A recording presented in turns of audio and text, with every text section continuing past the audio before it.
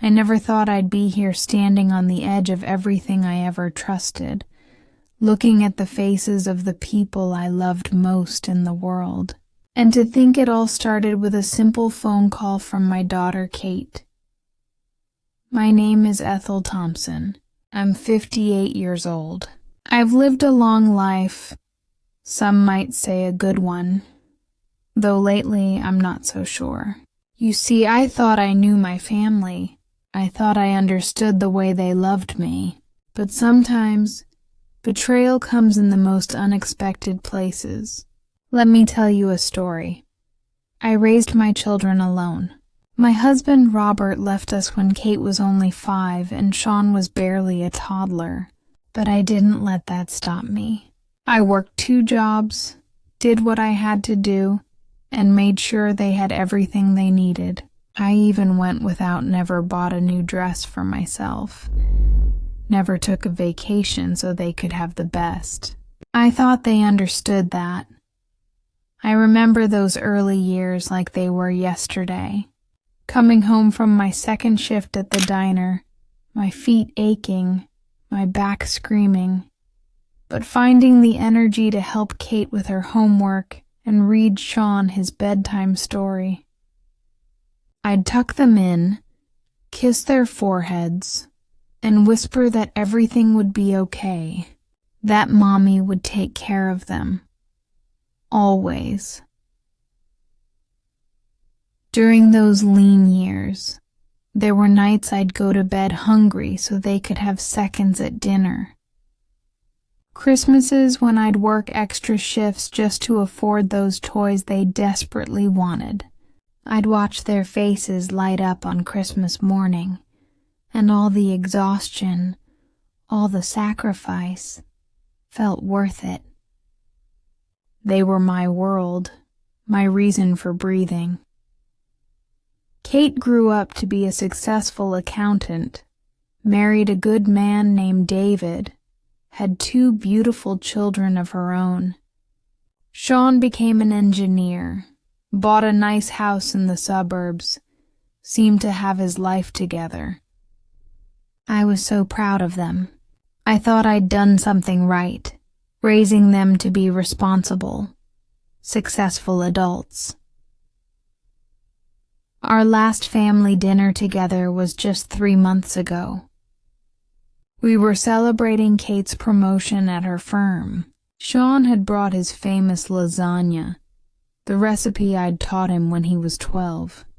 We sat around my old dining room table, the same one I'd bought second-hand when they were children, laughing about old memories. Kate raised her glass of wine and said she wanted to toast me.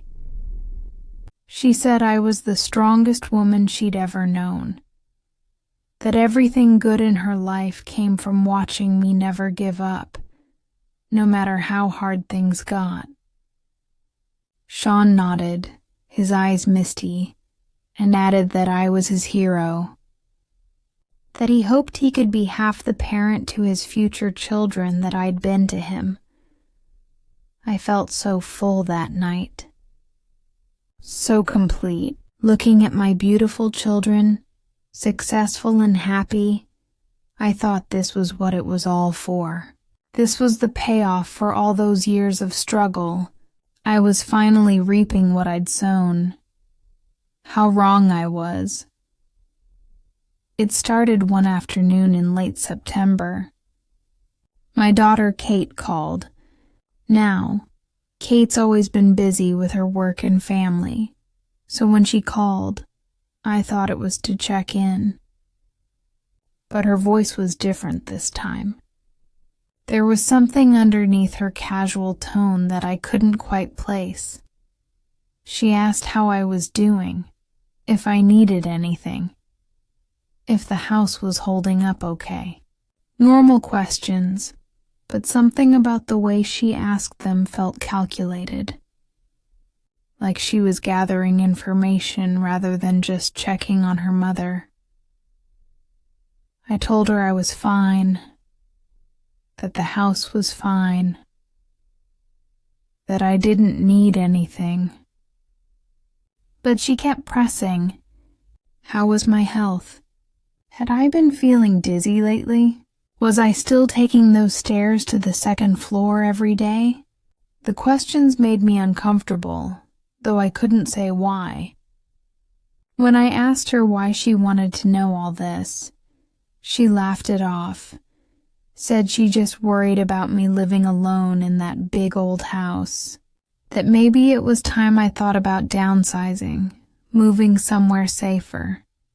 I'd lived in that house for 32 years. It was where I'd raised my children, where every room held a memory. The thought of leaving it made my chest tighten, but Kate kept pushing. She said Sean agreed with her, that they'd been talking about it. That got my attention. My children discussing my life without me? The conversation ended with Kate saying she'd call back soon, that we needed to have a serious talk about my future.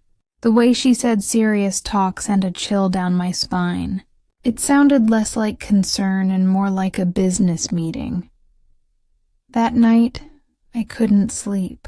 I kept replaying the conversation, trying to understand what had felt so wrong about it.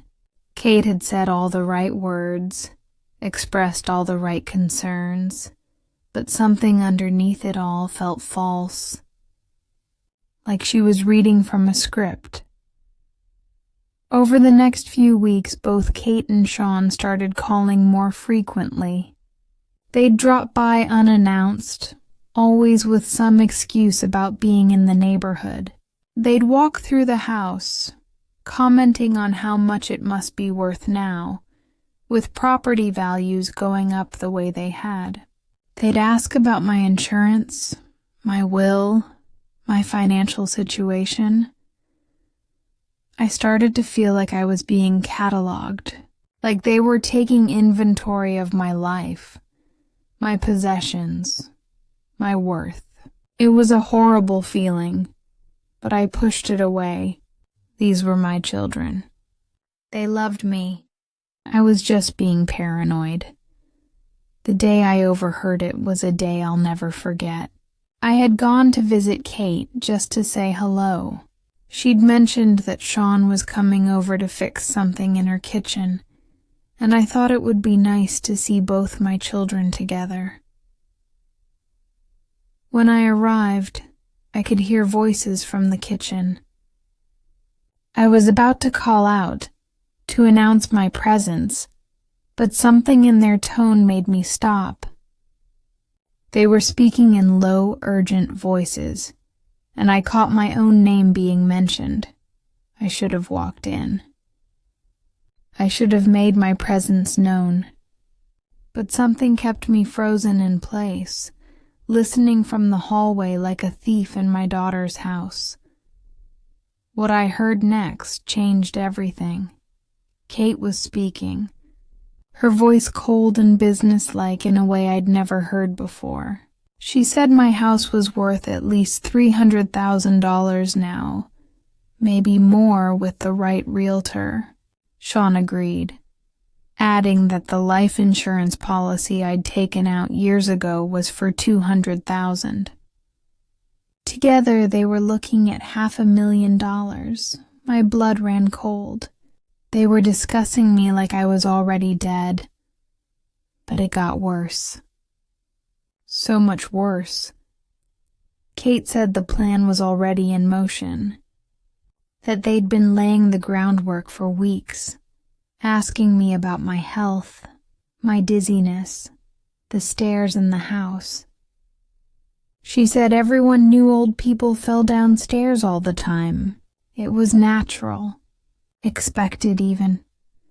Sean's voice was nervous when he replied. He asked if they were sure I would slip, if the plan would work. He said I was stubborn, that I might not cooperate unknowingly. Kate laughed, and the sound of it made my skin crawl. She said not to worry, that it was already planned, that I wouldn't see it coming. The old house, the wooden stairs that creaked and wobbled, it would look like a natural accident.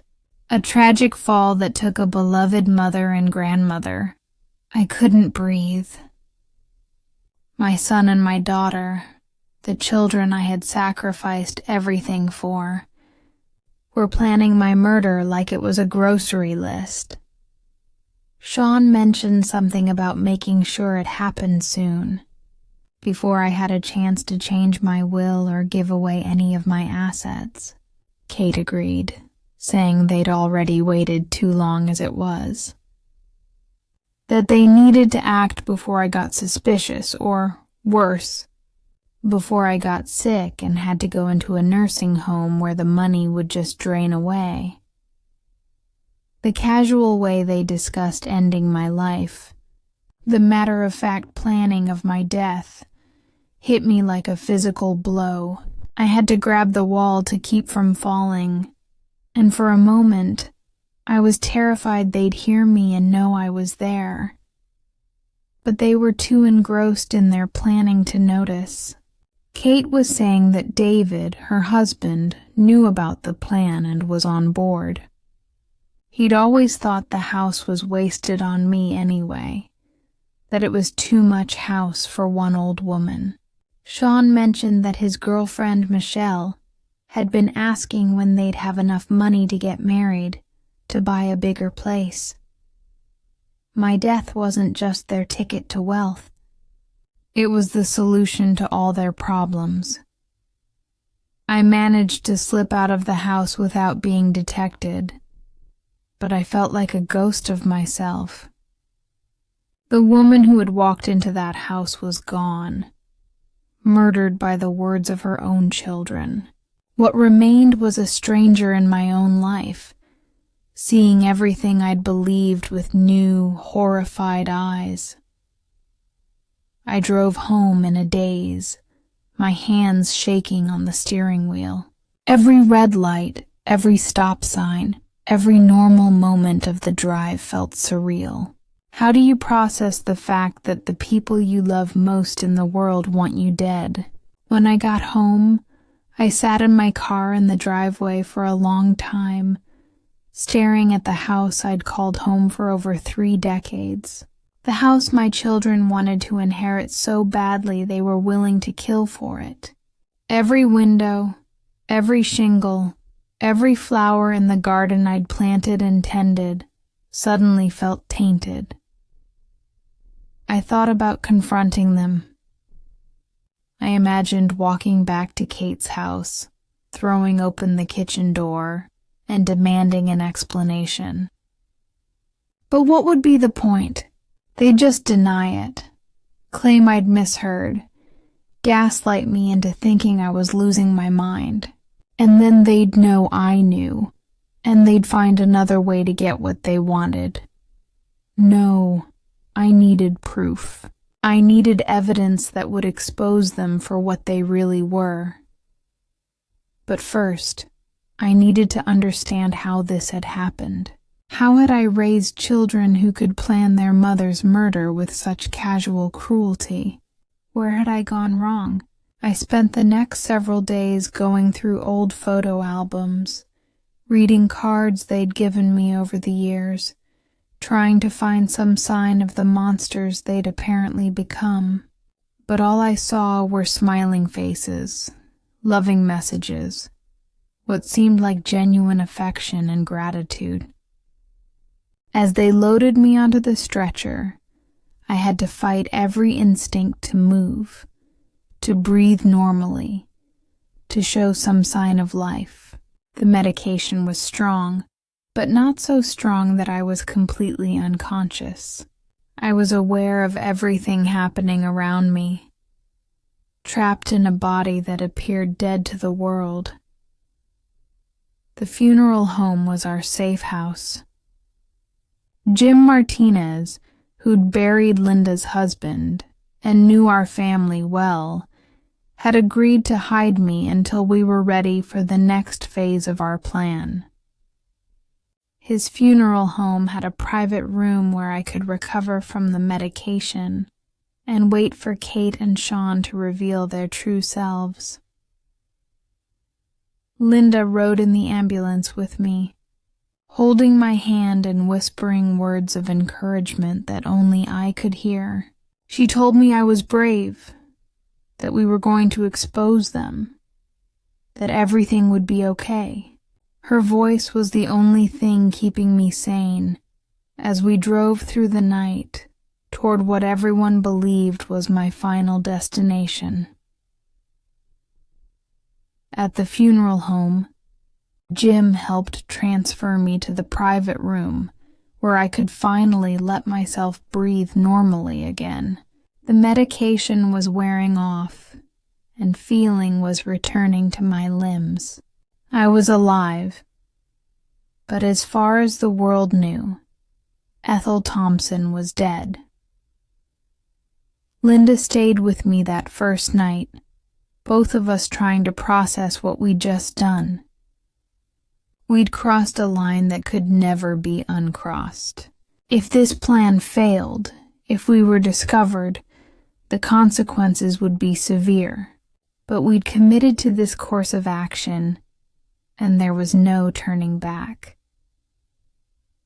The next morning, Linda went to my house to check on the cameras and begin the process of notifying Kate and Sean about my death. She would be the one to make those horrible phone calls, to deliver the news that their mother was gone, and their inheritance was finally within reach. Watched through a small window in the funeral, home as Linda drove away to deliver the news that would change everything. In a few hours, my children would learn that their plan had succeeded, that the mother who'd sacrificed everything for them was finally out of their way. What they didn't know was that their worst nightmare was about to begin. Linda called Kate first. I could imagine the phone ringing in Kate's house, her answering with casual curiosity, not knowing that her world was about to change. Linda's voice would be shaky with grief, real grief, not for my death, but for the children she'd watched grow up, the children who'd turned into monsters. According to our plan, Linda told Kate that she'd found me collapsed in my living room when she'd come by for our weekly coffee, that the paramedics had tried everything, but it was too late, that I was gone. Kate's initial reaction, Linda told me later, was perfect. She cried. She asked questions about what had happened. She sounded like a daughter who just lost her mother. But underneath the grief, Linda could hear something else. Relief. And barely concealed excitement. Kate said she'd call Sean and David, that she'd handle notifying everyone. She asked Linda about funeral arrangements, about what needed to be done with the house, about when they could meet to discuss my affairs. Even in her supposed grief, she was already thinking about the money. Sean's reaction was similar when Kate called him. Shock, sadness, and then immediate questions about logistics. How had it happened? Had I suffered? What was the next step? He offered to come over right away, to help Linda with whatever needed to be done. Within an hour of Linda's phone calls, both of my children were at my house, ostensibly to comfort Linda and each other in their grief. But the cameras I'd installed caught their true reactions when they thought no one was watching. Kate walked through the house with an appraiser's eye, cataloging everything of value. She ran her fingers along the antique dining room set I'd inherited from my mother, examined the crystal vase that had been a wedding gift, evaluated the artwork I'd collected over the years. She wasn't mourning her mother. She was taking inventory of her inheritance. Sean was more subtle, but just as calculating. He measured rooms with his eyes, probably calculating square footage and potential sale value. He opened closets and drawers, ostensibly looking for something specific, but actually cataloging my possessions. Most telling was a conversation they had in the kitchen, thinking they were alone. Kate said how convenient it was that I died at home naturally, without any expensive medical interventions that would have eaten into my estate. Sean agreed, adding that they'd gotten lucky with the timing. If I'd lived much longer, I might have needed expensive care that would have drained my resources. They talked about my death like it was a favorable market condition, a lucky break that had saved them from a more complicated situation. There was no grief in their voices, no sense of loss, just satisfaction that their problem had finally resolved itself. The most chilling moment came when Kate found my will in the desk drawer where I'd always kept important papers. She read through it quickly, then smiled. Actually smiled, when she confirmed that everything was being left to her and Sean, just as they'd expected. Sean asked if she thought Linda suspected anything about their conversations, their planning. Kate said Linda was too distraught to think clearly, that she'd never been the sharpest tool in the shed anyway. They laughed about how easy it had been, how perfectly everything had worked out. They spent the next hour planning my funeral, but not in the way grieving children should. They discussed the cheapest possible arrangements, how to minimize costs so more money would be left for them to split. They talked about selling the house as quickly as possible, about liquidating my assets, about dividing everything up between them. Kate mentioned that David was already looking into tax implications of the inheritance, trying to find ways to minimize what they'd owe the government. Sean said Michelle was excited about finally being able to afford a proper wedding, that they'd already started looking at venues. They were spending my money before my body was even cold. But the most damaging evidence came later that evening, when they met with David and Michelle to celebrate. Yes, celebrate. My death was cause for celebration in their minds. David brought champagne, expensive champagne that he said was fitting for the occasion. Michelle wore a new dress, something she said she'd bought to cheer herself up after hearing the sad news. Kate had prepared a nice dinner, claiming she needed to keep busy to deal with her grief. The four of them sat around my dining room table, the same table where we'd shared that last family meal just months before, and they toasted my death. David raised his glass and said, "Here's to new beginnings, to finally having the resources they needed to live the life they deserved." Kate added that I would have wanted them to be happy, that I'd always sacrificed for their happiness. The irony of that statement, given what they'd been planning, was staggering. Sean said I'd finally found peace, that my struggles were over, and now it was time for them to enjoy the fruits of my labor. They discussed their plans for the insurance money, for the house sale, for all the assets I'd accumulated over a lifetime of work and sacrifice. Kate wanted to buy a bigger house in a better neighborhood. Sean was talking about starting his own business, becoming his own boss. David mentioned a vacation he'd always wanted to take to Europe. Michelle talked about the wedding of her dreams. Not one of them mentioned missing me. Not one of them shared a memory of our time together. Not one of them expressed any sadness that I was gone from their lives forever. I was just a paycheck to them, and they were already busy cashing it. The cameras captured it all.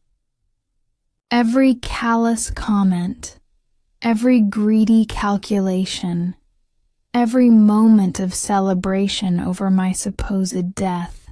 We had more than enough evidence to destroy them, but I wanted more. I wanted them to experience the fear I'd felt when I realized they were planning to kill me.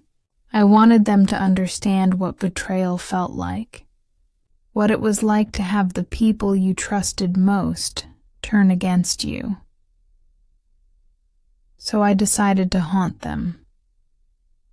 Jim Martinez had connections throughout the city, people who owed him favors or who were willing to help with our unusual situation.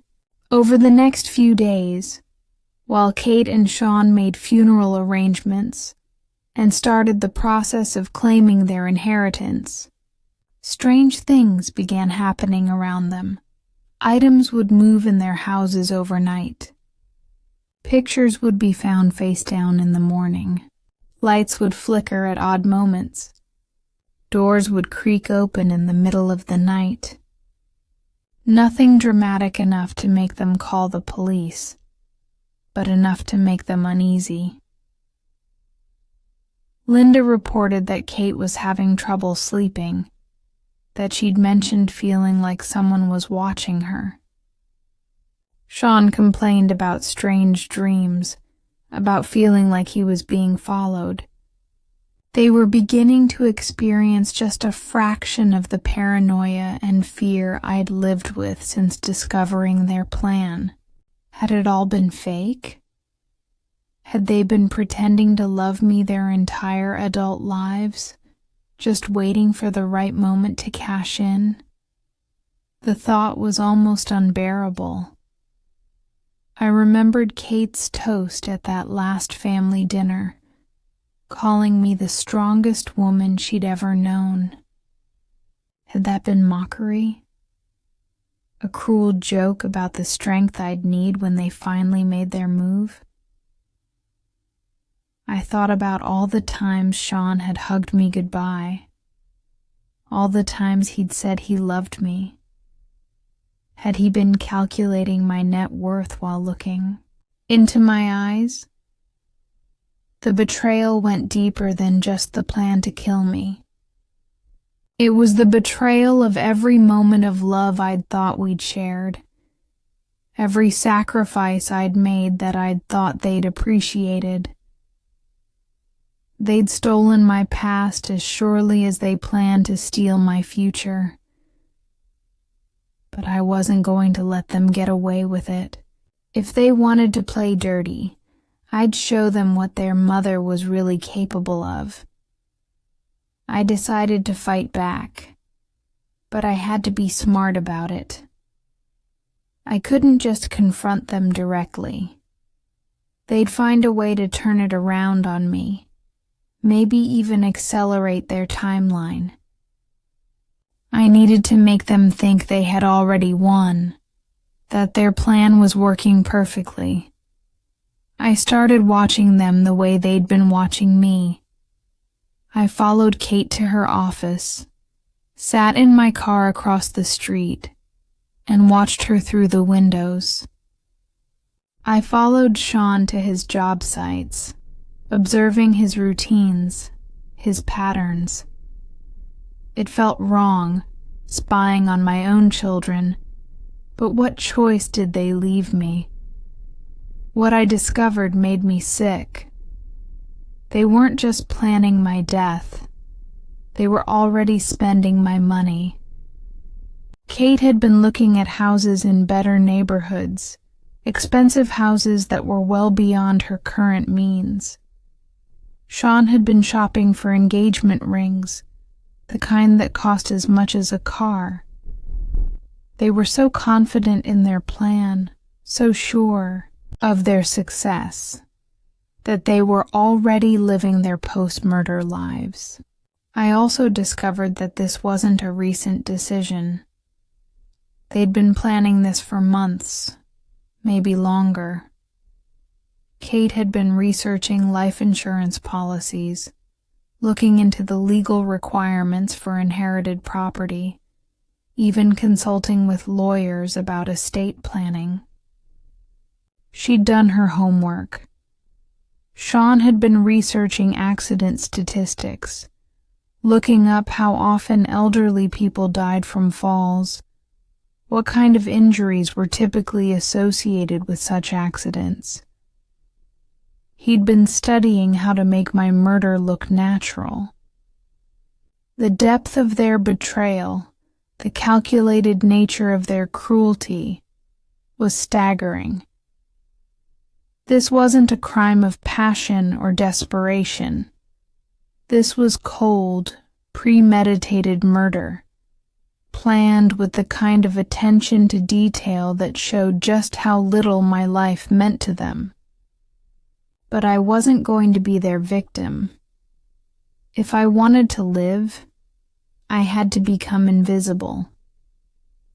I had to let them believe they'd won.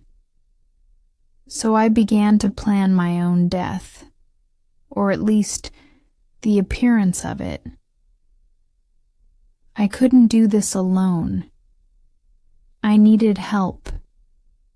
And there was only one person in the world I trusted completely, my sister Linda. Linda was 3 years younger than me, and we'd always been close. She'd helped me through the divorce, been there when I was struggling to raise the kids alone, never judged me for the choices I'd made. If anyone would believe this impossible story, it would be Linda. I called her and asked if I could come over. I said I needed to talk to her about something important. Linda could hear the distress in my voice, and she told me to come right over. When I arrived at Linda's house, she took one look at my face and knew something was terribly wrong. She made us both tea and sat me down in her living room, the same room where we'd shared so many conversations over the years. I told her everything. About the phone calls, the sudden interest in my health and finances, the conversation I'd overheard. Linda's face went through a range of emotions: disbelief, horror, anger, and finally, grim determination. At first, she couldn't believe it. She said Kate and Sean had always seemed like such good kids, that she couldn't imagine them capable of something like this. But as I gave her more details, as I showed her the evidence I'd gathered, her resistance crumbled. Linda asked me what I wanted to do. I told her I had a plan, but it was dangerous and it required her help. I needed to fake my own death in a way that would expose them for who they really were. Linda was quiet for a long time after I explained what I had in mind. She said it was risky, that so many things could go wrong. But then she looked at me with the same fierce protectiveness she'd shown when we were children, and she said she'd do whatever it took to keep me safe. We spent the next week planning every detail. Linda had connections in the medical field. Her late husband had been a paramedic, and she still knew people in the emergency services. She reached out to Tom Bradley, a retired EMT who'd worked with her husband for years. Tom was initially skeptical when Linda approached him with our plan. But when she explained the situation, showed him some of the evidence we'd gathered. He agreed to help. He'd seen cases like this before, he said. Adult children who saw their aging parents as nothing more than walking bank accounts. Tom provided us with the medical knowledge we needed. He explained how to simulate the appearance of a heart attack, what medications could slow heart rate and breathing to almost undetectable levels, how long the effects would last. It was dangerous. If we miscalculated even slightly, the fake death could become a real one. But I was past caring about the risk. My children wanted me dead. They'd made that choice for me. The only question was whether I'd die as their victim or survive as their judge. We set up cameras throughout my house, tiny devices that Linda's tech-savvy son helped us install. Every room, every angle, everything that happened in my house would be recorded. When Kate and Sean came to claim their inheritance, we'd have proof of their true nature. Linda also reached out to a journalist she knew, Maria Elena from Channel 7 News. Maria had done exposés on elder abuse before, and when Linda hinted at what we'd uncovered, Maria was immediately interested. She agreed to stand by, ready to broadcast our story when the time came. The hardest part was the waiting. Every day that passed was another day I had to pretend everything was normal. Another day I had to smile at my potential murderers and act like the loving mother they expected me to be. Kate came by a few days before we planned to execute our scheme. She brought flowers, my favorite daisies, and sat with me in the living room where we'd had so many mother-daughter conversations over the years. She asked how I was feeling, if I'd been having any dizzy spells lately. I told her I had been feeling a bit unsteady, that the stairs seemed steeper than they used to. Her eyes lit up when I said this, though she tried to hide her reaction behind a mask of concern. She suggested I be extra careful, especially on the stairs. Maybe I should consider staying on the first floor for a while, just to be safe. The irony was breathtaking, my would-be killer, pretending to worry about my safety. As she was leaving, Kate hugged me extra tight and told me she loved me. I hugged her back, and for just a moment, I let myself remember what it felt like when that love was real. Then I pushed the feeling away. The daughter I'd loved was gone, replaced by this stranger who saw me as nothing more than an obstacle to her financial goals. The night we planned to fake my death, I was terrified. Not of dying, I'd made my peace with that possibility, but of what would happen if we failed. If Kate and Sean discovered what we were doing, they'd find a way to silence me permanently. Linda arrived at 8 o'clock, carrying a medical bag Tom had given her. The medication he'd provided would slow my heart rate and breathing to the point where I'd appear dead to anyone who wasn't looking too closely. But I'd still be conscious, still be able to hear everything that happened around me. Tom had warned us that this was the most dangerous part of the plan. If the EMTs who responded were too thorough in their examination, they might detect the deception. but Linda had made sure to call for the team that included Jake Morrison, another friend of her late husband who was in on the plan. I took the medication at 9:30, lying down on my living room floor in a position that would suggest I'd collapsed suddenly. Linda waited exactly 10 minutes, then called 911. Her voice perfectly panicked as she reported finding me unconscious. The medication was taking effect, and I could feel my heart rate slowing, my breathing becoming shallow. It was terrifying, and peaceful at the same time, like sinking into deep water. I could hear Linda moving around the room, setting the stage for the paramedics who would arrive soon. The ambulance arrived in what felt like seconds, but was probably closer to 8 minutes. I could hear the EMTs entering the house, Jake's familiar voice directing his partner. Linda played her role perfectly. The distraught sister who'd arrived just in time to find me collapsed. Jake knelt beside me, checking for pulse and breathing. His examination was thorough enough to look convincing, but not so thorough as to detect the deception.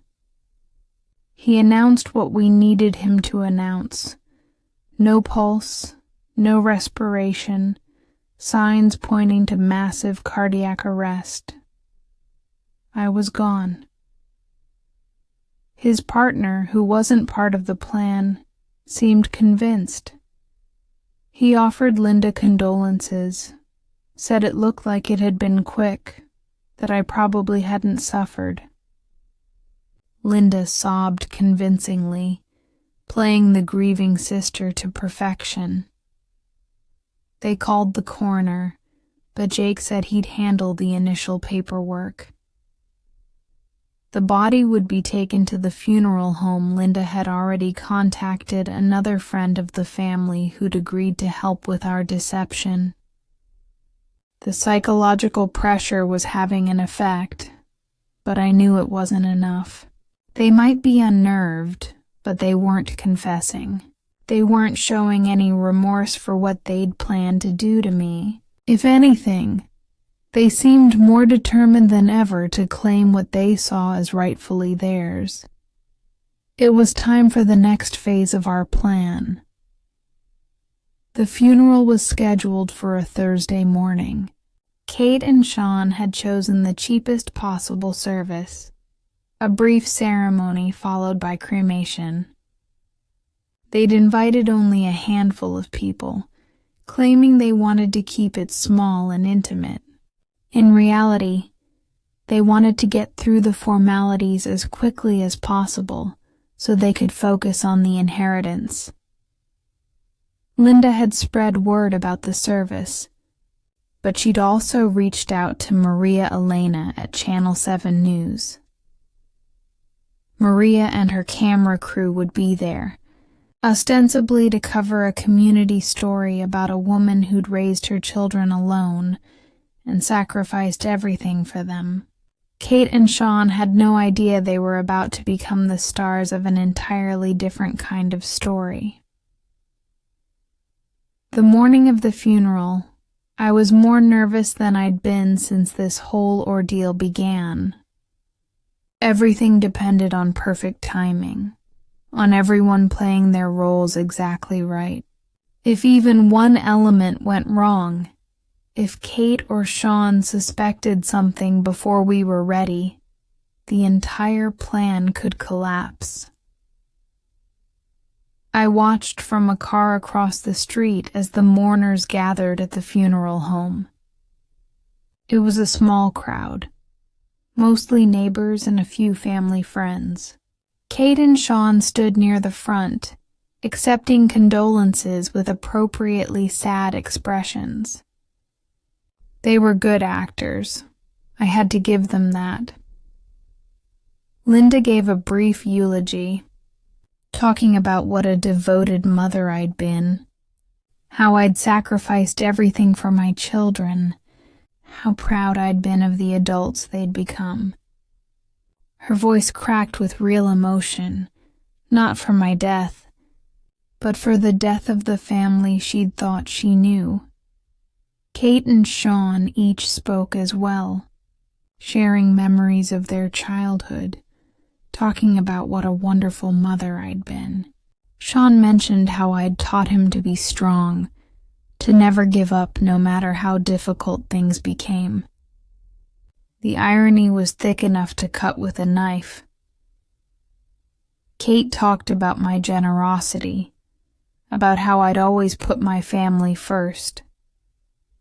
She said she hoped she could be half the woman I'd been, that she'd try to live up to my example.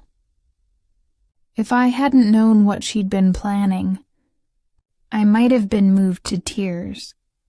As the service concluded, Maria Elena positioned herself near the exit, ready to approach Kate and Sean for what they believed would be a brief interview about their loss.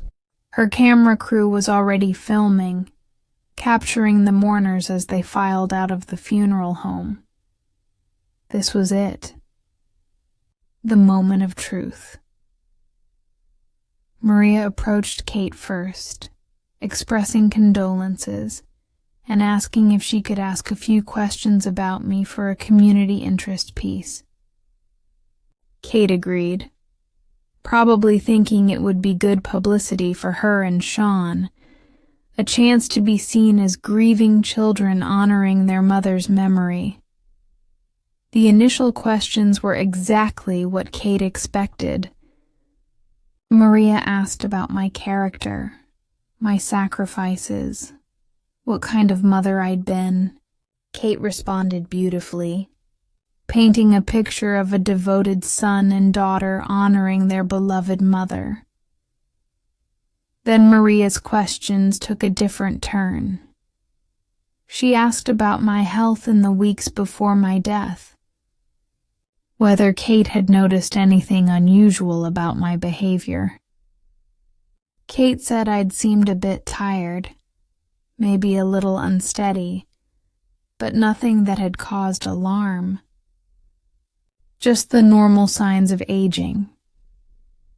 Maria asked about my financial situation, whether I'd been worried about money or making any unusual financial decisions. Kate said I'd been comfortable, that I'd managed my money well over the years, that there hadn't been any concerns. Then came the question that changed everything. Maria asked Kate if she knew that everything in my house had been under surveillance for the past 2 weeks. If she was aware that every conversation, every action, every moment in my house had been recorded. Kate's face went white. She stammered, asking what Maria was talking about, why anyone would be recording in her mother's house. But I could see in her eyes that she was already calculating, already wondering what might have been captured. Maria explained that I had suspected something was wrong, that I'd been concerned about my safety, that the recordings had captured some very interesting conversations between Kate and Sean about my death, about my house, about my insurance money. Sean had joined them by this point, and his reaction was even more telling than Kate's. He immediately became aggressive, demanding to know who had authorized any recording, threatening legal action against anyone who had invaded his mother's privacy. But Maria wasn't intimidated.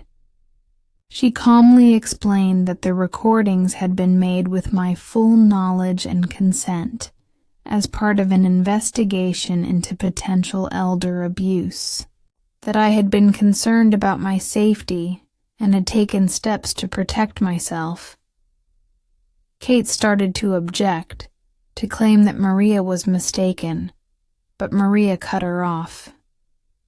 She said they had hours of recordings, clear evidence of Kate and Sean planning my death, celebrating my demise, and calculating their inheritance down to the penny. The color drained from Sean's face. He grabbed Kate's arm, whispering that they needed to leave, that they shouldn't say anything else. But it was too late. The damage was done. Maria asked them directly, had they planned to kill me? Had they seen my death as a financial opportunity? Had they celebrated my passing with champagne and dreams of wealth? Kate tried to deny everything, claiming that any recordings had been taken out of context, that they'd been grieving in their own way. But her voice was shaking, and her denial sounded hollow even to her. Sean was more direct. He said this was harassment, that they were being ambushed during their time of grief, that he was calling his lawyer. But his anger couldn't hide his fear. He knew exactly what those recordings contained. That's when Maria played her final card. She said that not only did they have the recordings, but they also had testimony from someone who had overheard them planning my murder. Someone who could verify that they'd discussed the best way to make my death look accidental. Kate asked who this witness was, her voice barely a whisper. Maria smiled and said they'd find out soon enough, that everything would be revealed in the full investigative report that would air that evening. As Kate and Sean realized that their world was crumbling around them, as they understood that their carefully planned crime had been exposed, I felt a mixture of satisfaction and sadness. Satisfaction that justice was finally coming, but sadness that it had come to this, that the children I'd loved and raised had become people I didn't recognize. The funeral attendees were starting to murmur among themselves, sensing that something dramatic was happening, but not understanding what. Linda stepped forward and quietly suggested that everyone give Kate and Sean some privacy to deal with this unexpected situation. As the crowd dispersed, Kate and Sean were left standing with Maria and her camera crew, their faces mask of panic and rage. They knew they'd been caught, but they didn't yet understand the full extent of our plan. That's when I decided it was time to make my entrance. I'd been waiting in Jim Martinez's car, watching everything unfold through the funeral home windows. Now, as Kate and Sean stood exposed and desperate, it was time for them to face the person they'd tried to murder. I walked toward the funeral home entrance, my heart pounding with a mixture of fear and determination. Every step felt momentous, like I was walking from one life into another. The woman who had entered this building was a victim, someone who'd been betrayed by the people she loved most. The woman leaving was a survivor, someone who'd fought back against impossible odds. As I approached the group, Linda saw me first. Her face broke into a smile of relief and pride. We'd done it. We'd actually pulled it off. Kate noticed Linda's expression and turned to see what she was looking at. When her eyes met mine, she looked like she'd seen a ghost. Which, in a way, she had. Sean's reaction was even more dramatic. He actually stumbled backward, his mouth falling open in shock. For a moment, I thought he might faint. The camera crew, who'd been filming the entire confrontation, quickly turned their equipment toward me. This was the moment we'd all been working toward, the climax of our elaborate plan. I looked at my children, these strangers wearing familiar faces, and I felt a strange calm settle over me. I'd been afraid of this moment, worried about what I'd say, how I'd feel when I finally confronted them. But standing there, seeing their shock and fear, I knew exactly what needed to be said. I told them I wasn't dead, obviously, but that their plan to kill me certainly was. I said I'd heard everything, seen everything, recorded everything, that the world was about to know exactly what kind of people they really were. Kate found her voice first, stammering that she didn't understand, that this was impossible. She reached toward me as if to touch me, to verify that I was real, but I stepped back. I didn't want their hands on me ever again. Sean demanded to know what was going on, his voice rising to nearly a shout.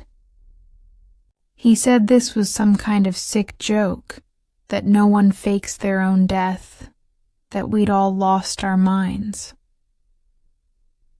I calmly explained that desperate times call for desperate measures, that when your own children are planning your murder, you do whatever it takes to survive, that I'd been forced to fake my own death to save my actual life. Maria stepped in at this point, explaining to the camera that this was the witness she'd mentioned, the person who'd overheard them planning my death. The person who'd been brave enough to take extraordinary measures to expose their plan. Kate tried to deny everything, claiming that whatever I thought I'd heard, I'd been mistaken. She said they loved me, that they'd never hurt me, that this whole thing was a misunderstanding born from grief and confusion. But I wasn't having it. I told them I'd heard their exact words, seen their celebration, watched them spend my money before my body was even cold. I said the recordings would speak for themselves. Sean's approach was different. He became angry, accusatory. He said I'd violated their privacy, traumatized them unnecessarily, put them through the agony of believing their mother was dead. He claimed that whatever they'd said or done, it was nothing compared to the cruelty I'd shown them. The irony was breathtaking. He was trying to make me the villain in a story where he'd planned my murder. I let him rant for a moment. Then I asked him a simple question. If they were innocent, if they'd truly loved me, why weren't they happy to see me alive? Why wasn't their first reaction joy that their mother had survived? The question hung in the air like a challenge. Kate and Sean looked at each other, realizing they'd walked into a trap they couldn't escape. Any normal person would be overjoyed to discover that a loved one's death had been a mistake. But they weren't normal people, and I wasn't their loved one. I was their intended victim. Maria wrapped up the impromptu interview by announcing that the full investigation would air that evening, complete with recordings, expert analysis, and legal commentary about the attempted murder plot.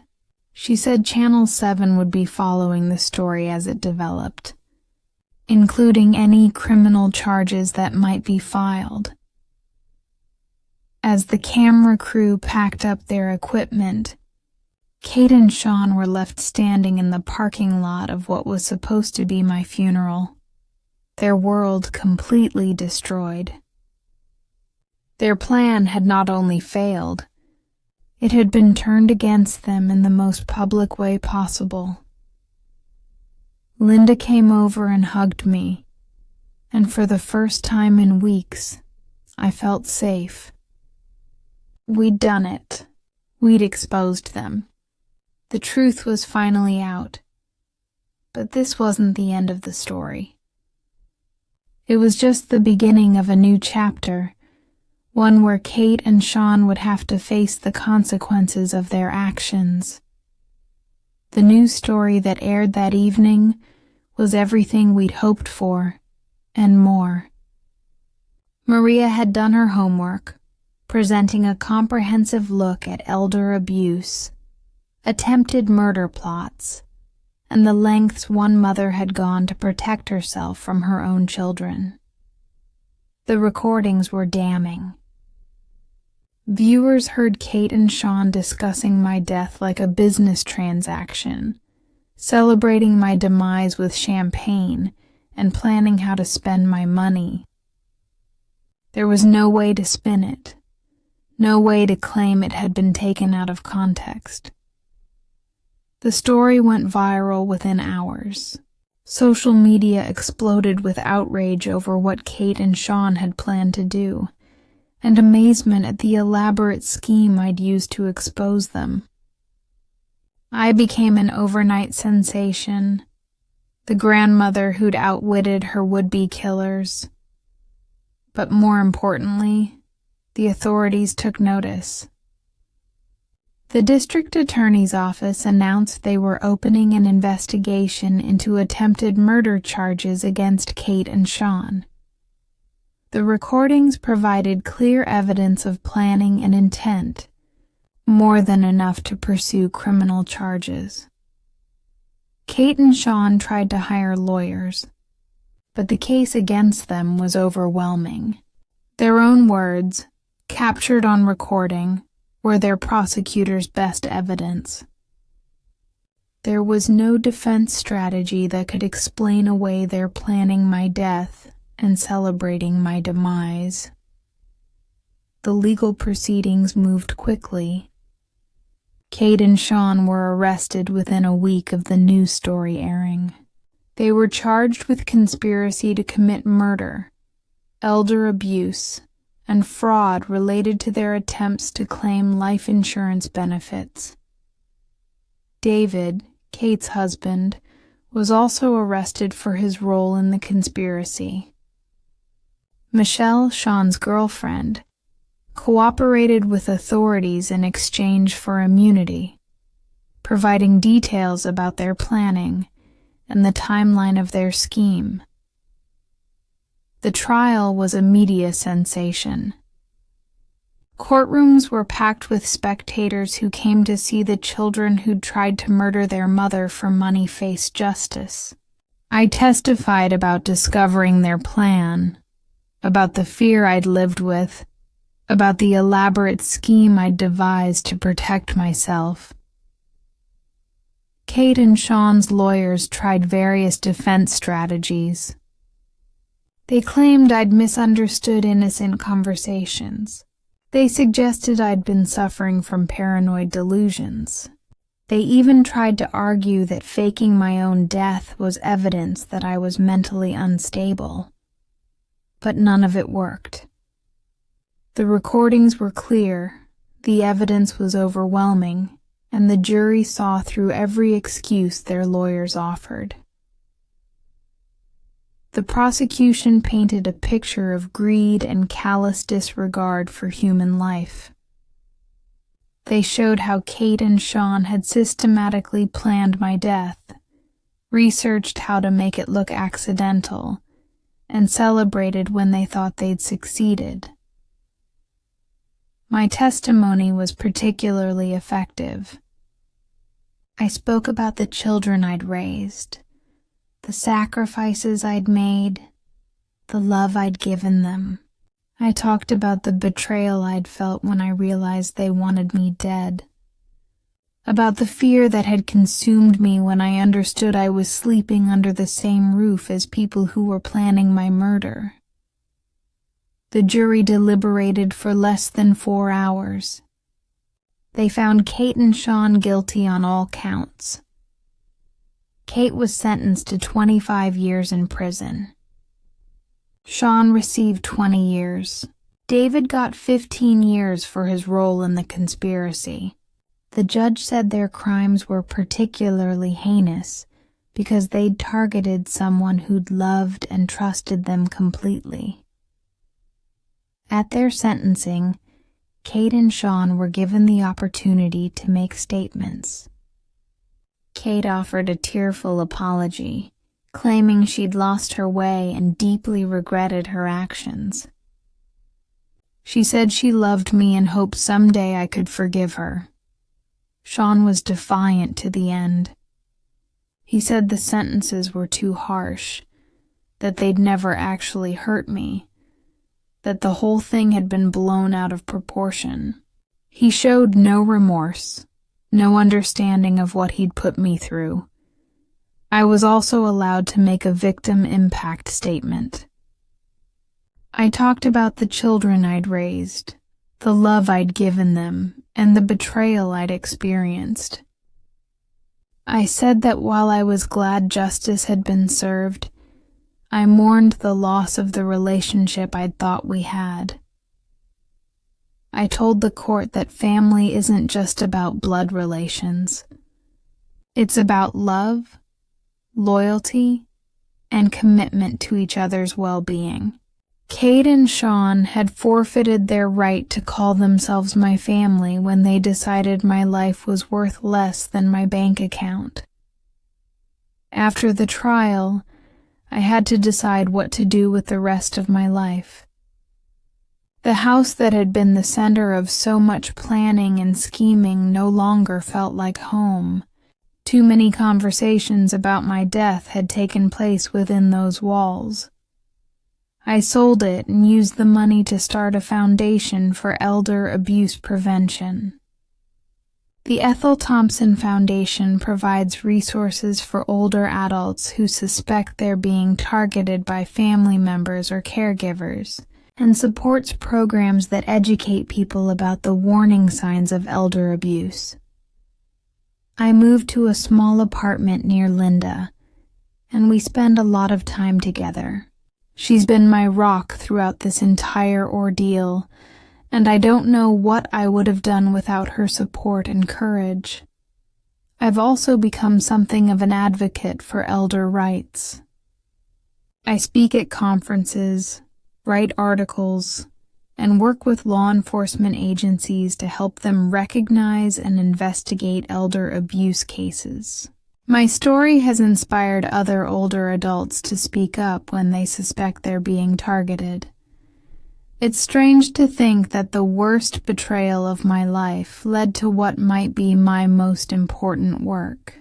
I never wanted to be famous, never sought out attention or recognition. But if my experience can help protect other older adults from what I went through, then maybe some good can come from all this pain. I still think about Kate and Sean sometimes. Wonder if they truly understand what they did to me. I wonder if they found any genuine remorse in prison, or if they still see themselves as victims of my paranoia and vindictiveness. I've received letters from both of them over the years.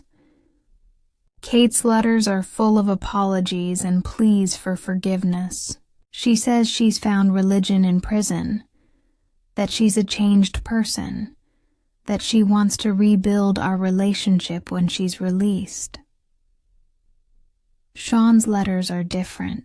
He maintains his innocence, claims he was railroaded by an overzealous prosecutor and a biased media. He still doesn't understand that planning someone's murder is a crime, regardless of whether you actually go through with it. I don't respond to either of them. The children I raised are gone, replaced by strangers who happen to share their faces. There's no relationship to rebuild, no forgiveness that can undo the betrayal they chose. But I'm not bitter. I'm sad, certainly, mourning for the family I thought I had and the love I thought we shared. But I'm also proud of myself for fighting back, for refusing to be their victim, for finding the strength to expose them when it mattered most. I've learned that family isn't always blood, and blood isn't always family. The people who truly love you would never see your death as their opportunity. They'd never celebrate your demise or plan to profit from your suffering. Linda has been more of a sister to me through this ordeal than Kate was ever a daughter. Jim Martinez, Tom Bradley, Maria Elena, these people who owed me nothing, risked everything to help me fight for my life. They showed me what real family looks like. I've also received thousands of letters from strangers who heard my story and wanted to share their own experiences with elder abuse or family betrayal. Many of them say my story gave them courage to speak up, to take action, to protect themselves from people who should have been protecting them.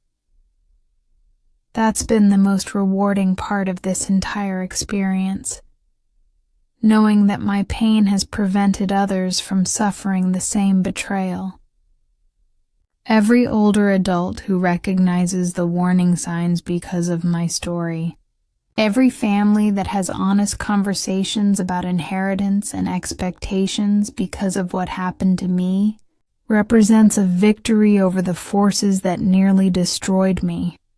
I'm 62 now, 4 years older and infinitely wiser than I was when this all began. I have a life I never expected, one filled with purpose and meaning, with genuine relationships built on mutual respect and care. I live modestly but comfortably, surrounded by people who value me for who I am rather than what I'm worth. I have work that matters, relationships that sustain me, and the knowledge that I found the strength to fight when it counted most. Some people ask me if I ever regret faking my death, if I think there might have been another way to handle the situation.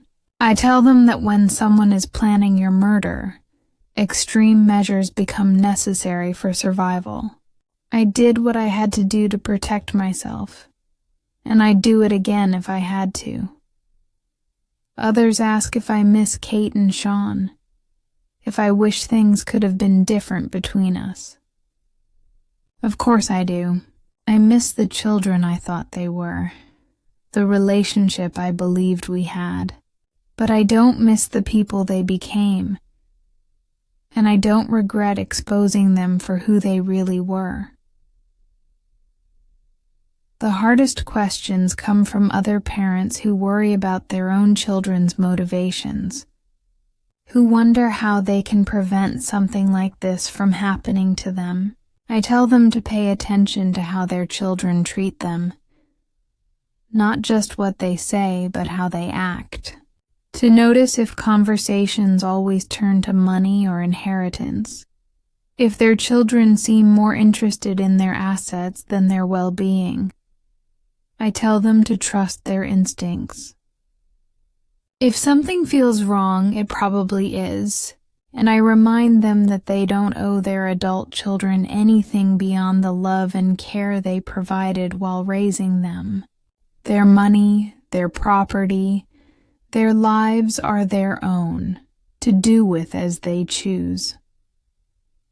Most importantly, I tell them that they have the right to protect themselves, even from their own children.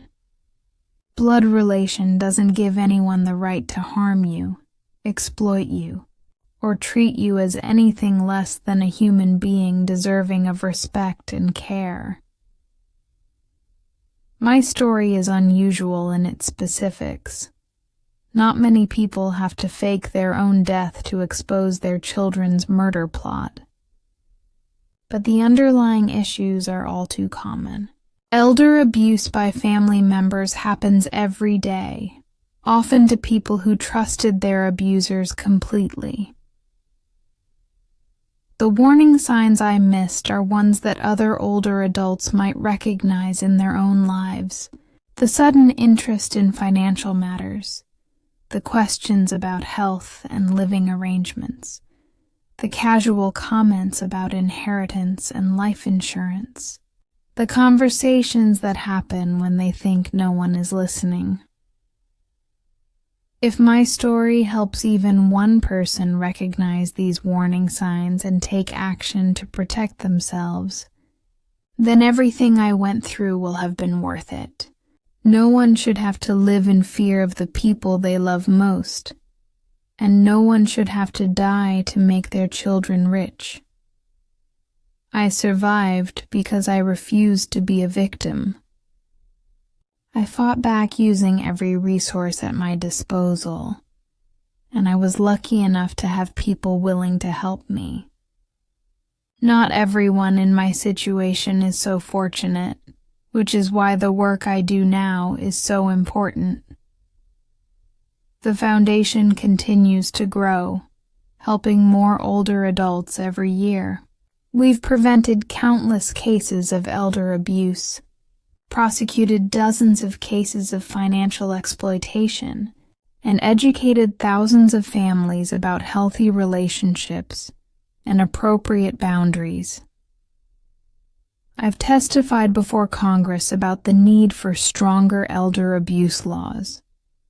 I've worked with law enforcement agencies to improve their response to these crimes. I've spoken at medical conferences about recognizing the signs of abuse in older patients. It's work I never expected to be doing at this stage of my life, but it's work that gives me purpose and meaning. Every letter I receive from someone who was helped by our foundation, every successful prosecution of an elder abuse case, every family that has honest conversations about money and inheritance because of our educational programs. These are the real victories in my story.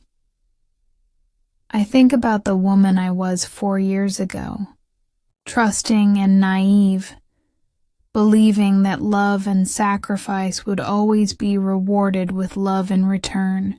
That woman was destroyed by her children's betrayal, but from her ashes rose someone stronger, wiser, more capable than I ever imagined I could be. I'm not the same person who raised Kate and Sean, who sacrificed everything for their happiness, who measured her worth by their success. I'm someone who knows her own value, who demands respect, who refuses to accept less than she deserves from anyone. The house I live in now is mine alone. The decisions I make are based on my own needs and desires, not on what might benefit ungrateful children. The relationships I maintain are with people who genuinely care about me, not people who see me as a means to an end. It's a smaller life in some ways, fewer people in it, less complicated, more peaceful. But it's also a truer life, built on honesty and mutual respect, rather than obligation and manipulation. I wake up every morning grateful to be alive, grateful that I found the strength to fight back when everything seemed hopeless. I go to sleep every night knowing that I've made a difference, that my experience has helped protect others from similar betrayals. This is not the life I planned, not the family story I wanted to tell, but it's the life I have, and I've learned to embrace it fully. I am not a victim of my children's greed and callousness. I am a survivor who refused to let their betrayal define me. You see, family isn't always blood. Sometimes the family you create, those who truly love you, who stand by you when everything falls apart, who risk everything to help you survive, is the only one that matters. I learned that lesson in the hardest way possible, but I learned it completely. And now, at 62, I'm finally living the life I deserve, surrounded by people who value me for who I am, doing work that matters, secure in the knowledge that I am stronger than any betrayal they could inflict upon me. That's the real ending to this story. Not revenge, not bitterness, not the destruction of the people who tried to destroy me, but the creation of a new life built on truth, respect, and the unshakable knowledge that I am worth fighting for. I am Ethel Thompson, and I survived.